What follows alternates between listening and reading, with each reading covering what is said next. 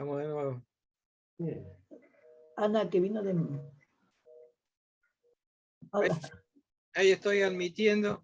No te dejaron hablar, Luis, qué feo. ¿Ves? Eso por tantas mujeres.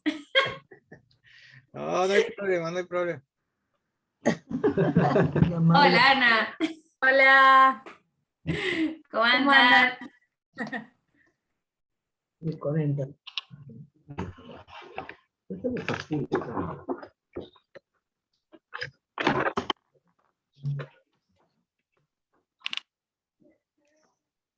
Acá no, una tijera ya. Tijera. No. Ya, después. ¿Cómo te quiero hablar a esta hora? Bueno, Luis, yo que vos empiezo porque si no después Sí. aprovecha. No, solo un par de cositas muy breves de lo que se habló al principio, que recordaba, porque digamos, René y yo empezamos en el IUNA más o menos para la misma fecha, y a mí me sorprendió el hecho de, porque en esa época, digamos, la cantidad de alumnos era muy grande, mucho más que ahora, tal vez porque recién comenzaba esa modalidad.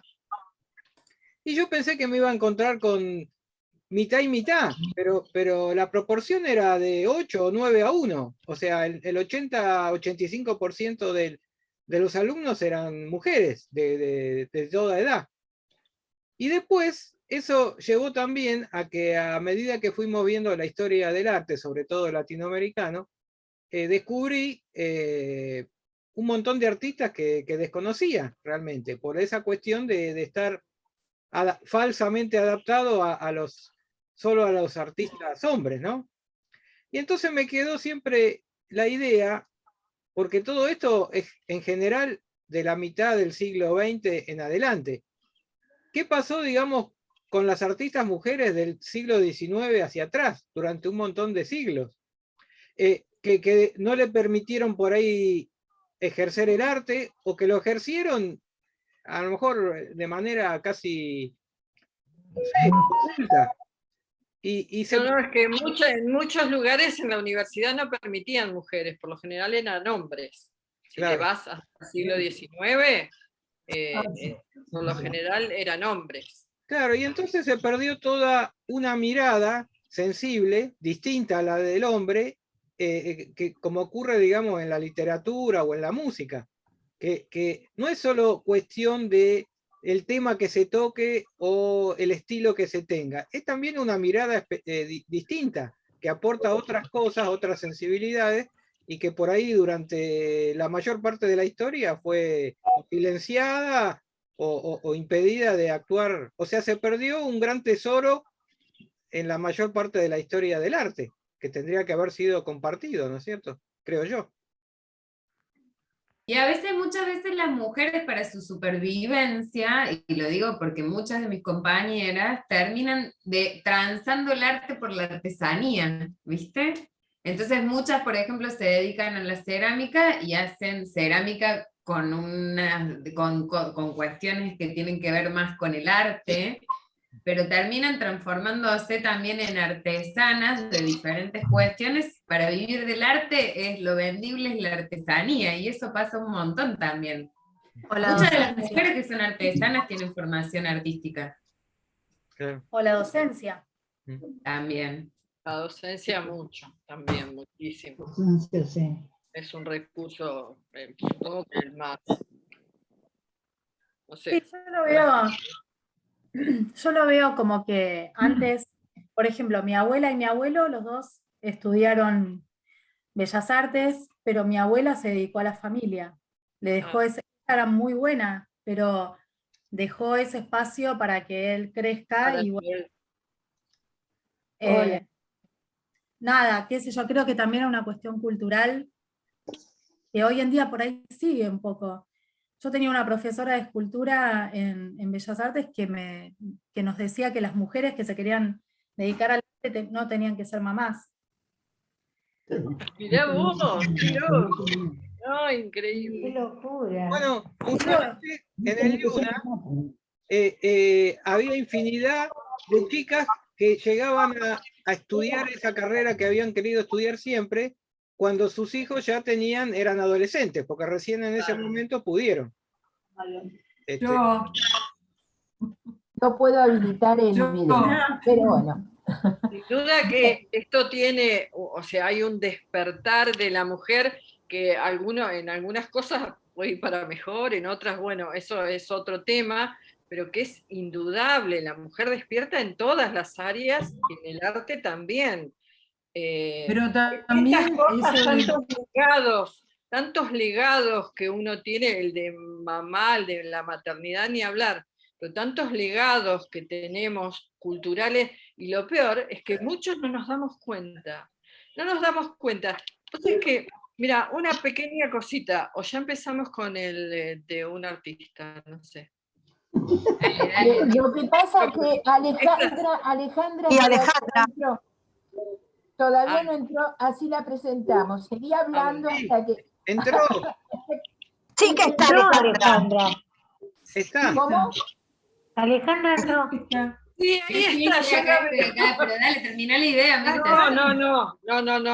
vayamos a la sala, no. Sí, pero si mi mamá también es artista plástica y ahora de jubilada y ya que nos crió a nosotros y todo eso volvió al arte, pero digo, es una realidad muy común esta. Sí. Tal vez no es solo el arte, todo lo que hace a la mujer fuera de la casa, ¿no? Digamos, este legado. Y el arte tampoco es diferente. No, porque es como vos vas tomando las cosas. Yo en una también presentación de artistas así, donde la consigna era a principio de año, creo que era carnaval, yo no participé y me di cuenta que yo tengo, para mí, el carnaval es una fecha horrible. ¿Y sabes qué? Me acuerdo de que yo era chica y nos mataban a bombazos. Yo vivía en Mar y de Mar del Plata. Nos mataban a bombazos los chicos, mal, ¿viste? Porque Claro, la fuerza. esperaban que estés bien para te va. Y para mí es una época horrible. Me acuerdo de decirle a mi viejo y a mi vieja, mirá, está Pepito Flores, no sé, el de enfrente con las bombitas, no podíamos salir esos días a la calle. Decía, bueno, bancate, es carnaval. Yo creo que las mujeres, o al menos yo en carnaval, por ejemplo, la pasaba horrible. Me di cuenta con los años que era una cuestión de género también eso. Perdón, yo no la pasaba tan mal, porque la que tiraba las bombitas era yo. Mira. Bueno, Está Mónica ahí. mi vecino de enfrente esperándome con la bombita así para... Era Mónica. Sí. Ay, Mónica. Ay, estuviste bien, Mónica. Yo en realidad me encantaba, el carnaval me encantaba. Y me enojaba muchísimo con mis padres porque acá en el barrio no se usaban bombitas, se usaban baldes.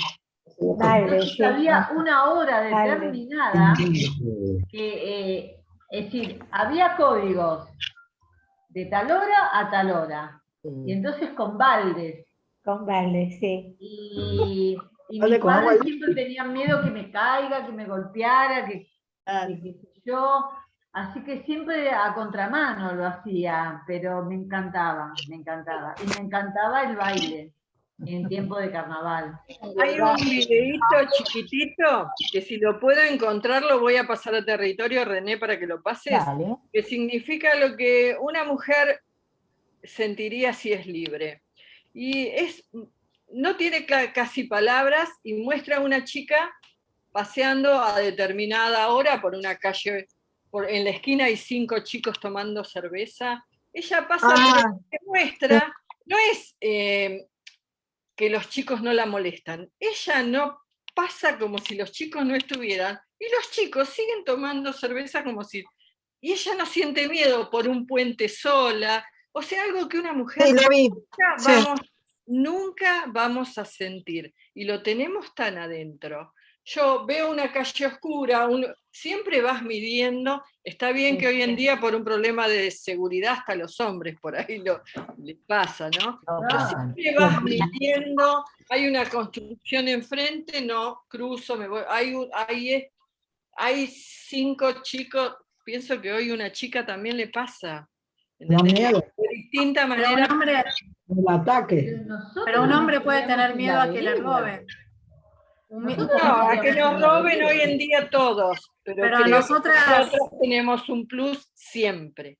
Siempre, siempre. Es cierto. Yo creo que buenas noches, yo creo que hoy día lo más importante, yo creo, ¿no? Personalmente como mamá, es poder ser conscientes, ¿no? de lo que nosotros hemos vivido, porque allá, digamos, yo soy de la parte de Taiwán o en China, es muy parecido a la situación, o aún mucho más fuerte, el tema del género. Entonces, y acá, la verdad, en Argentina, estamos mucho mejor, es mucho más adelantado en esa materia.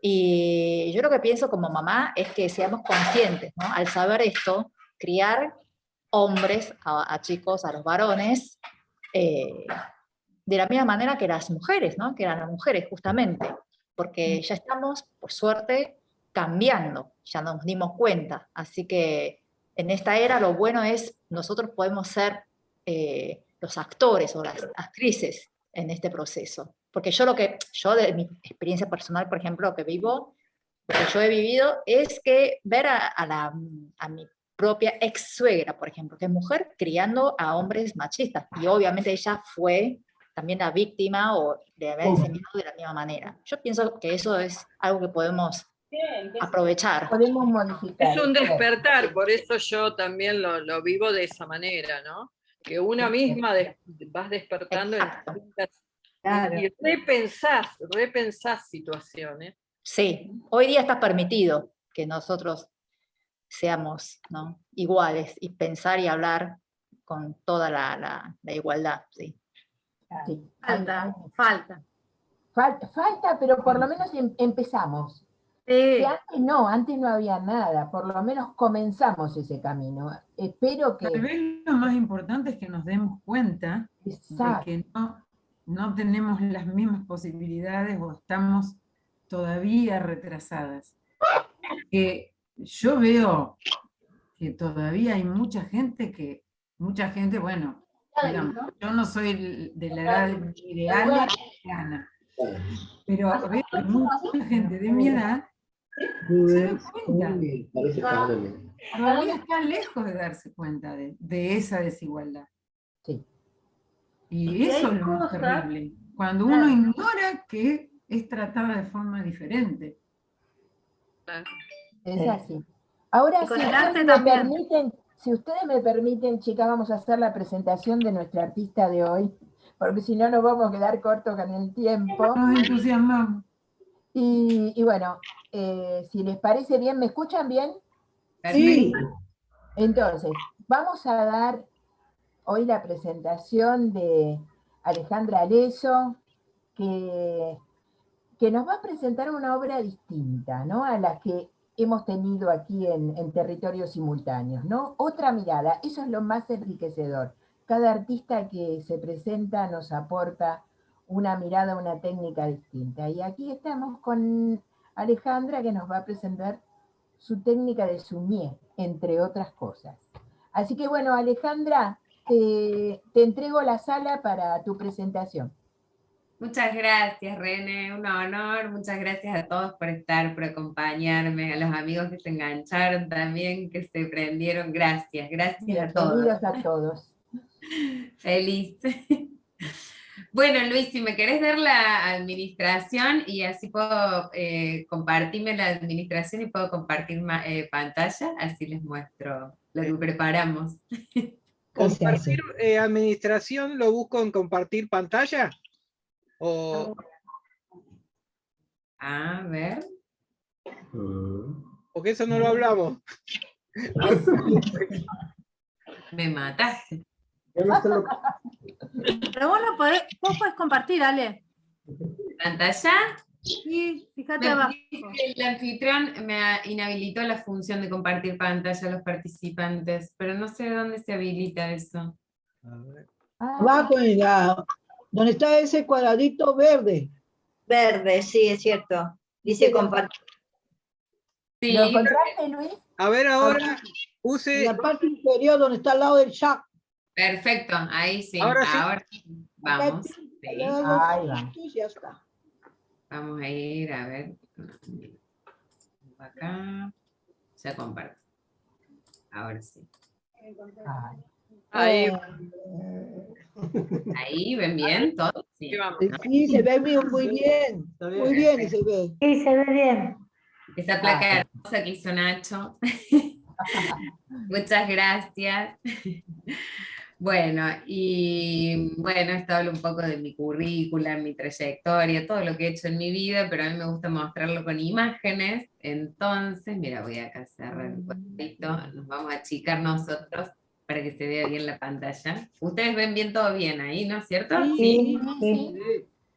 Bueno, a mí siempre me gusta hacerme cargo de mi historia, de mi pasado y de mi trayectoria, que por más que sea joven es larga y sinuosa, porque he transitado caminos muy variantes y variables, pero todos relacionados con el arte, desde muy chica. Yo me metí en talleres desde muy chica, desde los 8 años que hice cerámica, pintura y un montón de cosas, pero esto es una breve síntesis que quería traer de una muestra que hice en el 2001, que fue la tesis de mi carrera, que se llamaba Me mata el limón. Y había esculturas, era una muestra basada en diferentes tipos de resinas. Yo en ese momento trabajaba mucho la parafina, hacía velas, y paralelo a eso, digamos, estaba haciendo la carrera de arte, entonces empecé a jugar con las resinas vegetales y las resinas químicas. Entonces, por ejemplo, esta bola que se ve acá es de resina vegetal, pero este relieve que se ve atrás es de resina química hecha con telas, y es un relieve que tenía 2,5 metros por 4,5 metros de largo. Me gustaba mucho trabajar las grandes dimensiones, me gustaba mucho elaborar la espacialidad, porque como verán acá hay cosas que están colgadas, estos medios limones y gajos que estaban colgados, esto que es como un gran llamador de ángeles, digo yo, porque acá abajo justo el número lo tapo, pero había un limón colgando, entonces uno podía meterse debajo de esta estructura y sonaba, y eran todas instalaciones interactivas. Y estas pequeñas cazuelas de resinas que manejaban diferentes niveles, también esta muestra, en una de las oportunidades que las mostré, jugué con esto de que la resina vegetal se transparentaba y parecía mucho al caramelo, hice esculturas de caramelo, entonces uno iba pateando limones y sacando los caramelos eran pequeñas esculturas de caramelo dentro de determinadas vasijas como esto, y uno las iba sacando y las iba comiendo, bueno, y entonces era como muy divertido porque interactuabas, había hierro, madera, sonidos, resinas, y me gustaba jugar con todo eso. De hecho hasta las cazuelas de la muestra, que eran medios gajos de limón, estaban hechos en arcilla y estaban bañados en resina vegetal de cera de panal de abeja. Y el limón, el Cointreau que degustamos en la muestra, también lo hice yo. Y bueno, y en sí, también.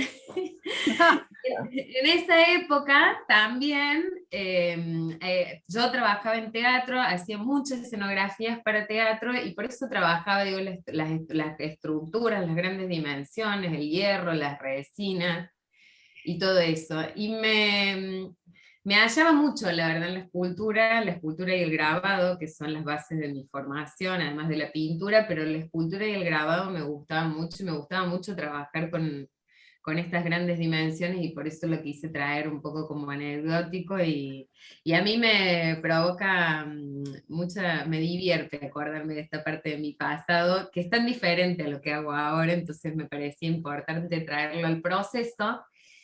Y cuando yo me voy a vivir a Cabiahue, que eso es en el medio de la montaña, en la cordillera neuquina, un pueblito de 700 habitantes, el único pueblo nieve que tiene la Argentina, y a donde se va a hacer el entrenamiento preantártico para después ir a la Antártida, me encuentro con el hielo y con la nieve en un ámbito totalmente diferente, en el que nunca había vivido, pero sí me parecía divertidísimo hackear a la sociedad, como decía yo, ¿no? Y hacer estas gordas divertidas de botero, digo, pasaba en ese lugar, que puede estar nevando una semana entera sin parar, y para mí era divertidísimo no quedarme adentro mirando la ventana, viste, como suele hacer toda la gente contemplando el paisaje, sino que me parecía divertido salir afuera y bueno, jugar con este nuevo material que me proveía el universo.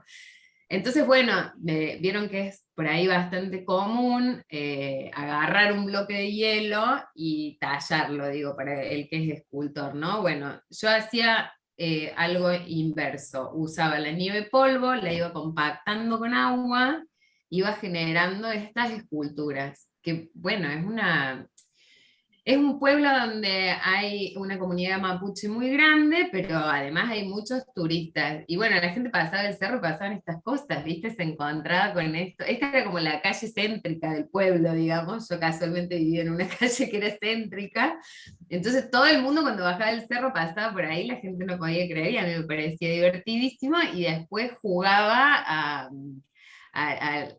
y bueno, y esto que viste jugar con este título del Powerful Woman, porque la montaña y estos climas tan abrasivos y terribles y todas estas cosas que a mí me parece maravilloso, siempre es como que no hay espacio, esto que veníamos hablando, ¿no? No hay espacio para las mujeres, es un lugar a donde tienen espacio los hombres y las mujeres no, entonces a mí me gustaba como jugar con esto y que la gente en el medio del paisaje, que es de nieve blanca, vaya encontrando estas esculturas. Y también me gustaba mucho el arte efímero, ¿no?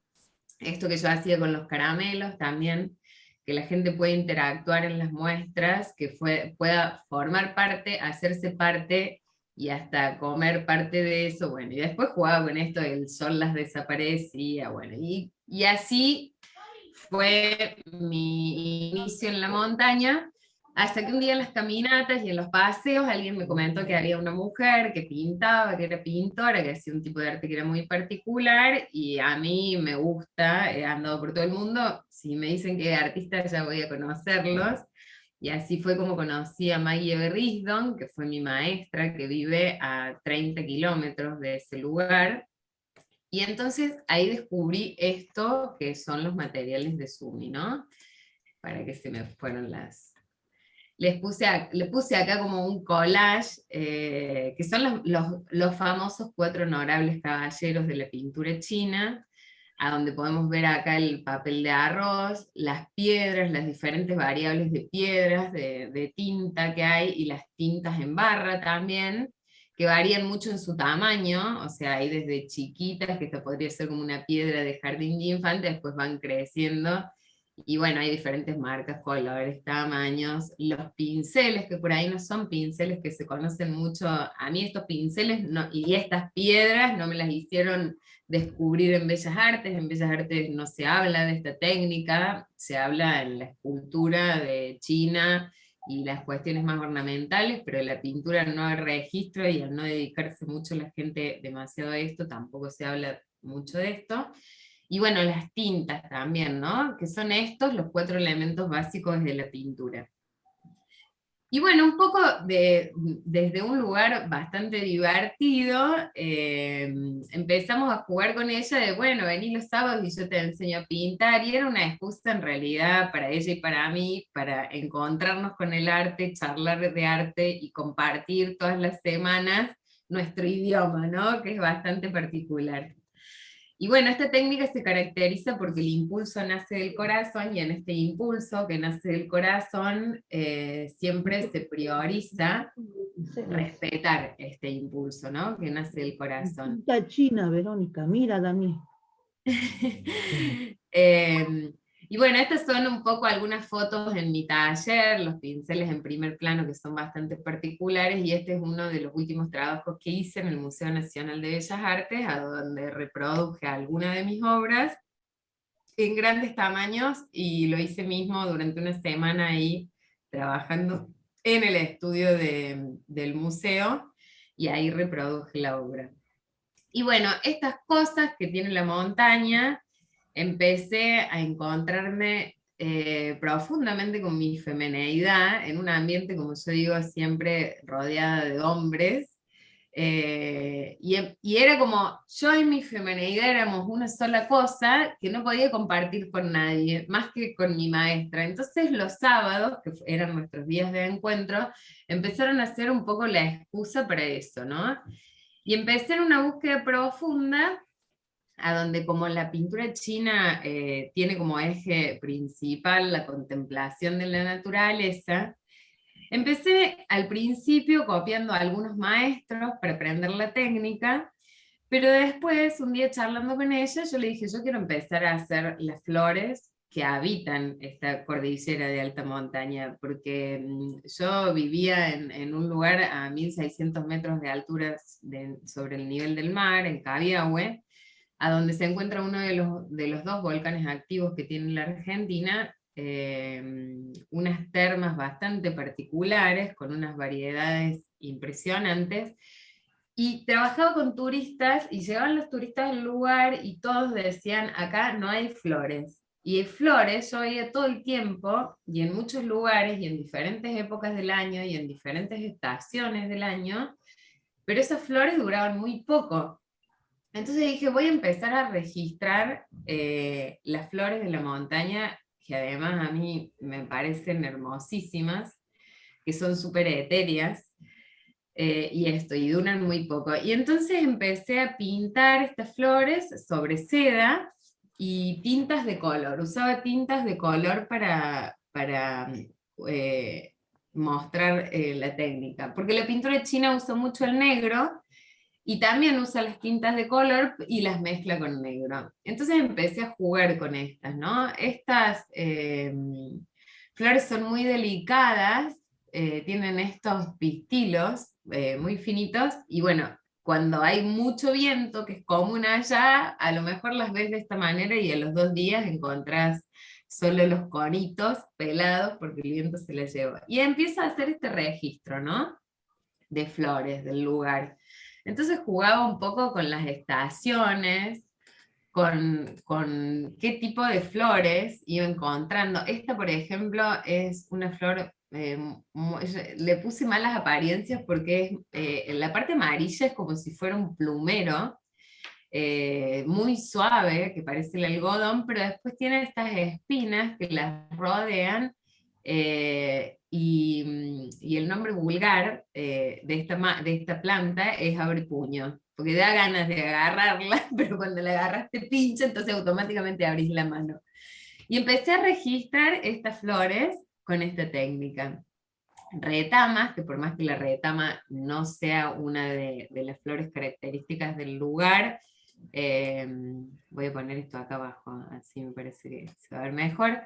Bueno, las retamas es una planta invasiva que no es característica de la Patagonia, pero yo todos los fines de semana me subía al colectivo, me viajaba 40 kilómetros hasta la casa de mi maestra, como les conté, y yo siempre digo, mi momento de meditación era en el colectivo, porque yo ya me subí al colectivo y era mi momento de dedicarme al arte. Y en esta estuve durante 12 años, todos los sábados religiosamente yendo a su casa, y al principio entrenando sobre alguna obra de maestros y después ya haciendo mi obra.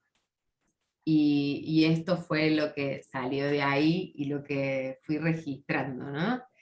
Esta, por ejemplo, también son todas flores silvestres, siempre florece final de primavera, verano y algunas al comienzo del otoño, pero todas tienen diferentes estaciones.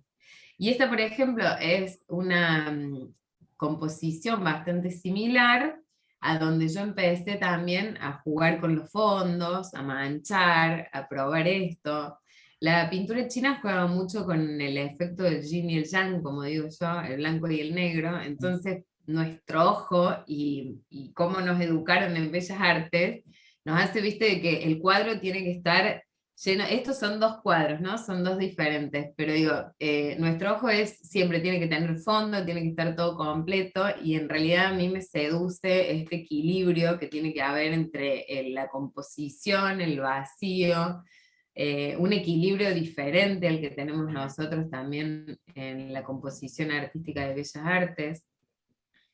Y bueno, como un simple fondo, porque por ejemplo esta, que a mí me parece súper etérea también con estos pistitos ahí, que me parece súper etérea, y como también un fondo puede generar otra emoción en una obra que es muy parecida, pero bueno, por eso uno se llama tristeza y la otra etérea, porque tienen que ver un poco con esto, con las diferencias entre una y la otra.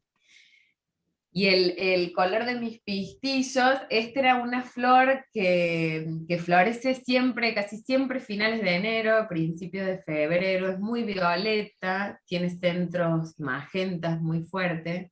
Y esta era una flor que siempre, en esa época del año, había un sendero que había que hacer para llegar a la parada del colectivo, y siempre en una época determinada del año aparecía esta, y bueno, un día dije, la voy a registrar porque ese es, además son mis colores, el violeta y el rosa son mis colores que me caracterizan, así que también le dimos un espacio. Pregunta, Cerezos, sí. ¿qué tamaño tienen más o menos? Esta, por ejemplo, es un poco más grande. Estas son de 23-35 y todas las que venimos viendo más o menos tienen estas dimensiones. Esta es un poquito más... Esos ¿Cómo? puntitos, esos puntitos tan chiquitos, digo, ¿cómo los haces? Esto, bueno, porque técnicamente en la cultura china se considera que uno con un solo pincel y con un pincel muy grande puede hacer absolutamente todo. Entonces, en realidad, la técnica se caracteriza por la presión que uno ejerce con el pincel. Entonces, yo con la punta de ese pincel hago los pistilos y hago estos puntitos también, porque tiene como unos pelitos la planta. Entonces, la idea de esos puntitos también es representar, más allá que esto no es ilustración botánica, pero que respeten la planta tal cual se la ve. Y con mi maestra siempre decíamos que en China vieron los 4 caballeros, que es el bambú, la orquídea, el cerezo, el ciruelo y el crisantemo, y nosotros teníamos nuestros propios bambús, como decíamos nosotras. Uno es el cerezo, que florece también allá, y la otra que está más adelante es la rosa mosqueta, que son como las flores que persisten más tiempo y que vemos más seguido, ¿no? En la cordillera. Bueno, esta es un poco más grande, esta malaca, la dimensión, esta tiene 35 casi por 60, y también apenas florecido. Estos son unos pensamientos que en un momento decidí, pensamientos no había en la Patagonia, ¿no? Estos fueron, esta es una obra bastante chiquita, y también como mezclar esta cuestión abstracta y la mancha, y cómo van apareciendo las flores desde la mancha, y en el medio de que iba registrando las flores, también iba probando diferentes técnicas dentro de la misma técnica que es la pintura china, ¿no? Todas están hechas sobre seda y están montadas sobre un soporte rígido, un fibro fácil de 3 milímetros, y están pegadas. Y esta, que se llama Sin poder llegar a casa, esta tiene una historia muy divertida, porque en realidad se llama así porque en el 2013, una noche, el 24 de mayo del 2013, no me olvido nunca más, porque el día siguiente era 25 de mayo,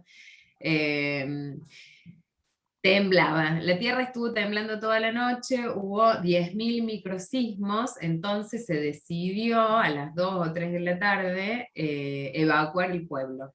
Y yo no estaba yo no estaba en Cabiahue, yo daba clases todos los días en el pueblo de abajo, que estaba a 50 kilómetros, entonces me llamaron y me dijeron, ¿qué te llevamos? Y yo dije, la compu y la bolsa de dormir, nada más. Y cuando me llevaron eso, agarré mi compu, mi bolsa de dormir, y me fui a la casa de mi maestra y me quedé ahí instalada como una semana, de pijamada, como decíamos nosotras, porque era un lugar relativamente seguro. Y bueno, nada, viste, charlábamos y todas esas cosas, y un día dije, bueno, voy a pintar. Era pleno, y ya para el 25 de mayo, en su casa, que estaba a 30 kilómetros de Cabiahue, había como 40 centímetros de nieve, y en realidad nos evacuaron porque se preveía un temporal de nieve durante una semana, y si llegaba a pasar algo más grave, también cuando nieva mucho quedan cerrados los caminos, no se puede salir, bueno, estas cuestiones que pasan con la nieve. Entonces nos evacuaron por las dudas. Y estuvimos evacuados casi, no sé, 1 mes y medio, 2 meses. Yo tuve 20 días de pijamada con ella, y esta fue una de las obras que hicimos en esa pijamada, y por eso tiene ese nombre, Sin Poder Volver a Casa. Es más larga, esta es un poquito más grande, pero es más larga. Pero yo ya en esta etapa, y referente a lo que me preguntabas, Ana, del tamaño de la obra, venía de hacer cosas muy grandes, y a mí me encantaba, porque me sigue gustando, pero me censuro, hacer cosas grandes, porque también me di cuenta en un momento que era muy difícil después transportar la obra, y esto que decía Fernanda, ¿no? Que hay que firmar una declaración jurada para sacar la obra de la isla.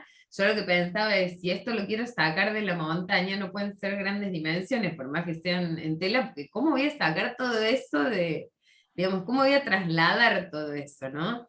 Entonces, un poco jugó esa reflexión para empezar a amigarme de nuevo con tamaños más chicos y empezar a trabajar en soportes más pequeños también, para que después sea más fácil de mudar, porque de hecho esa muestra que mostré al principio no la pude mover mucho porque eran cosas gigantes que había que contratar un camión de mudanza para llevar y traer esas muestras con cosas tan grandes. Entonces por eso esto empecé a trabajar dimensiones más pequeñas. Esta que es la flor del membrillo también. Y lo que me gusta mucho de esta técnica es que, a diferencia de la técnica convencional, a donde uno prepara el color y hace el color para pintar la obra, ¿no? Preparo diferentes verdes, bueno, diferentes tonos. A mí lo que más me gusta de esta obra es que el pincel va pasando por diferentes tonos, por amarillos, por verdes, por azules, y después la pincelada es bastante azarosa y van apareciendo todos esos colores en la paleta. Entonces esto no está hecho blanco y después le puse rosita y después lo fui integrando. Eso es una sola pincelada que generó cada uno de los pétalos. Entonces eso me parece súper rico de esta técnica, ¿no? Ese juego que uno va generando con el pincel y la paleta y el azar de lo que vaya saliendo después de ahí. Y el fondo no lo pintás, ¿no? El fondo es completamente blanco, es la seda completamente blanco. ¿Todo en seda? Todo en seda, sí. Porque antiguamente la pintura china se realizaba en seda. ¿Cómo lo mostrás y cómo lo presentás? Por eso está montada, la seda está montada sobre un fibro fácil de 3 milímetros, muy finito, muy liviano también. Y bueno, y está montada sobre el fibro fácil y se cuelga la seda, pero digo, respetando un poco este concepto de la antigüedad, ¿no? De la pintura china, porque históricamente la pintura china fue realizada en seda, digo, ahora se trabaja y la guardás sin el soporte. No, está guardada con el soporte. Ah. Sí, sí, está montada y pegada sobre ese soporte. Ah, pegada también. ¿La pegás antes de pintar? La tela está como suelta, digamos, está pegada en el dorso, no en el frente, ¿me entendés? Ah. Como se hacía antiguamente el montaje de obras. Los bordes, el bordecito nada más. Exactamente, claro. Claro. ¿Viste cuando en el bastidor tensás la tela y la engrampas del lado de atrás, pero está pegada del lado de atrás, por eso digo, la parte de adelante está suelta, pero está tensa? Claro. Entonces, antes de pintar. No, después que pinto, yo pinto la tela sobre la tela, digamos el recorte de tela, y después lo monto. Ajá. Porque sí me parece que te limita un montón, ¿no? Ya pintarla montada. Entonces, como te da esa posibilidad a la tela de que puedo pintar en libertad y después, bueno, lo monto de acuerdo al tamaño que lo quiera montar, digamos, pero me gusta tener la libertad de poder expandirme en la tela y después montar lo que salga de ahí también.